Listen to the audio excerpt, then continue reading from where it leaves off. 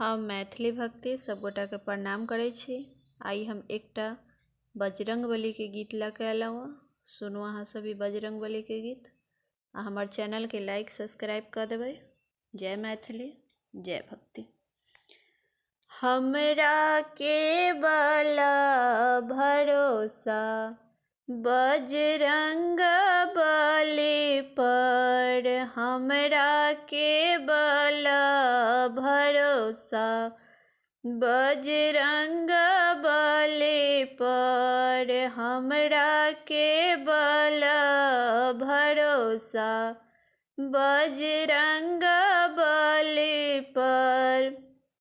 बजरंग बली पर अंजनी के लाली पर, बजरंग बली पर अंजनी के लाली पर, हमरा के बला भरोसा बजरंग बली पर, हमरा के बला भरोसा बजरंग बली पर।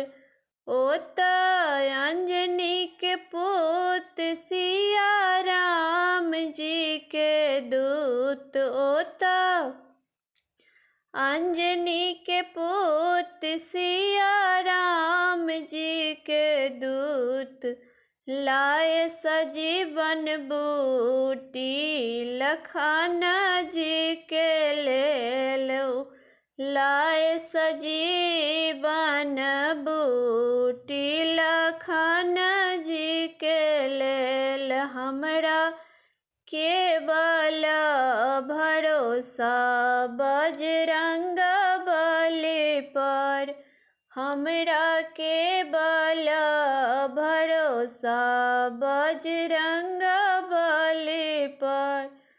करे निश्चर के संहार और राम जी के काज, करे निश्चर के संहार करे राम जी के काज, ओतय उछले उछले मारे कालगिरी के, ओतय उछले उछले मारे कालमरी के, हमरा के बला भरोसा बजरंग बली के, हमरा के बला भरोसा बजरंग बली पे।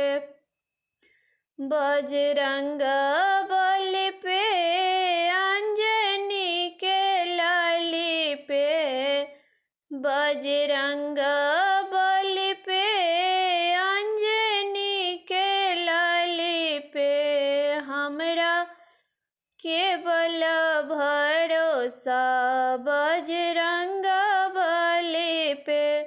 शिव शंकर के अवतार है, शिव शंकर के अवतार है, श्री राम के पुकार, श्री राम के पुकार, लांघे गए सिंधु पार, सिया सुधि लाने को लांघे गए सिंधु पार, सिया सुधि लाने को हमरा के बला भरोसा बजरंग बली पर, हमरा के बला भरोसा बजरंग बली पर।